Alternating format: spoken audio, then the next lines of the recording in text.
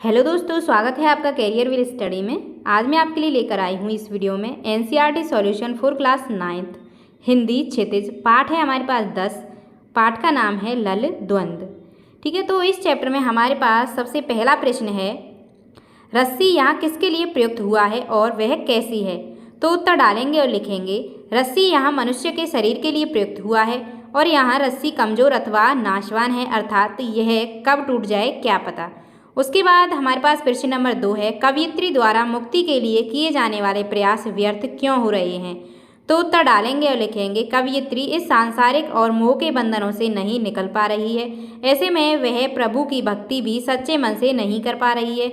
अतः उसे लगता है कि उसके द्वारा की जा रही सारी प्रार्थना व्यर्थ हुई जा रही है, इसलिए उसके द्वारा मुक्ति के प्रयास भी व्यर्थ हो रहे हैं। उसके बाद हमारे पास प्रश्न नंबर 3 है, कवयित्री का घर जाने की चाह से क्या तात्पर्य है। तो उत्तर डालेंगे और लिखेंगे, कवयित्री का घर जाने की चाह से तात्पर्य है भगवान से मिलना। कवयित्री इन भावों के सागर को पार कर अपने प्रभु की शरण में लीन होना चाहती है। उसके बाद प्रश्न नंबर 4 है, भाव स्पष्ट कीजिए। तो देखो, प्रश्न नंबर 4 में हमारे पास का प्रश्न है, जेब टटोली कौड़ी न पाई, और खा प्रश्न है, खा खाकर कुछ पाएगा नहीं, ना खाकर बनेगा अहंकारी। तो देखो, उत्तर डालेंगे और लिखेंगे पहले का पॉइंट का उत्तर।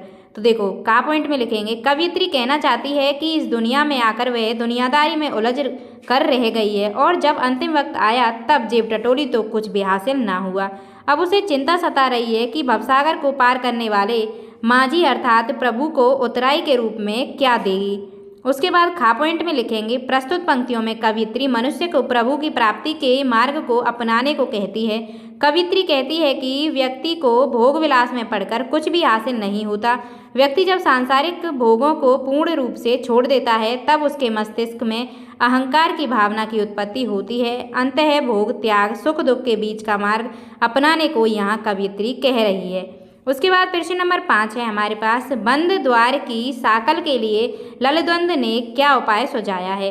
तो उत्तर डालेंगे और लिखेंगे, बंद द्वार की साकल के लिए ललद्वंद ने उपाय सुझाया कि भोग विलास और त्याग के मध्य संतुलन बनाए रखना। मानव को दुनियादारी के विषयों में ना ही अधिक खोना चाहिए और ना ही अधिक दूर जाना चाहिए। उसे मध्य के मार्ग को अपनाना चाहिए। उसके बाद प्रश्न नंबर 6 है, ईश्वर प्राप्ति के लिए बहुत से साधक हठ योग जैसी कठिन साधना भी करते हैं, लेकिन उससे भी लक्ष्य प्राप्ति नहीं होती। यह भाव किन पंक्तियों में व्यक्त हुआ है।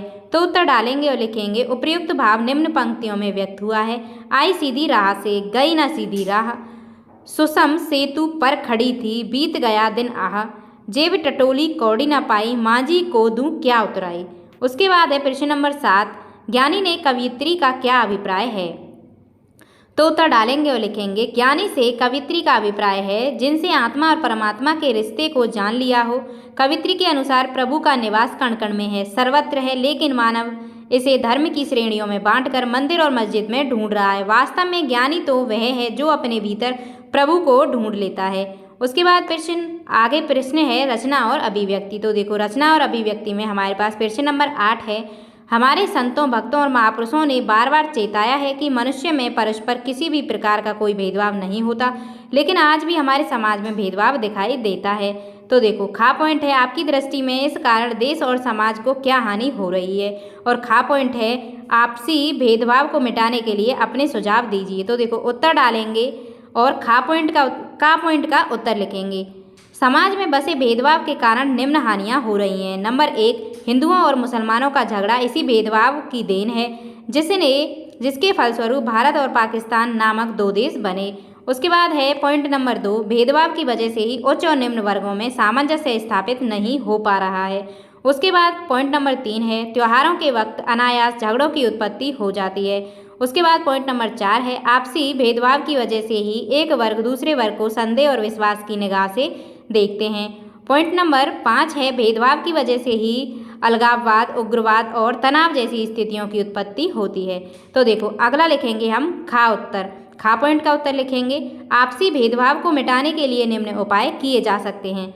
तो देखो, खा प्रश्न में पॉइंट नंबर 1 है, आपस में भेदभाव मिटाने के लिए सर्वप्रथम उन विषयों के ऊपर वार्तालाप ही ना करें जिससे यह भेदभाव उत्पन्न होता है। दूसरा पॉइंट लिखेंगे सरकार अपनी नीतियों से जातियों में होने वाले भेदभाव को बढ़ावा न दे। और तीसरा पॉइंट लिखेंगे राजनीतिक दल अपने स्वार्थ की पूर्ति के लिए धार्मिक संवेदनाओं का सहारा ना ले। और 4 पॉइंट लिखेंगे नौकरियों, शिक्षा और किसी भी अन्य सरकारी योजनाओं में आरक्षण को बढ़ावा न देकर बल्कि योग्यता के आधार पर आगे बढ़ने को प्रोत्साहित करना चाहिए। और चौथा पॉइंट लिखेंगे, 5वां पॉइंट लिखेंगे स्कूली शिक्षा की एकता और क्षमता पर आधारित हो। ठीक है, तो इसी के साथ आपका ये चैप्टर 10वां समाप्त हो चुका है। उम्मीद करती हूँ वीडियो आपको पसंद आई होगी। अगर वीडियो अच्छी लगी हो तो वीडियो को लाइक करें और हमारे चैनल को सब्सक्राइब करें। मिलते हैं नेक्स्ट वीडियो में न्यू चैप्टर के साथ। धन्यवाद।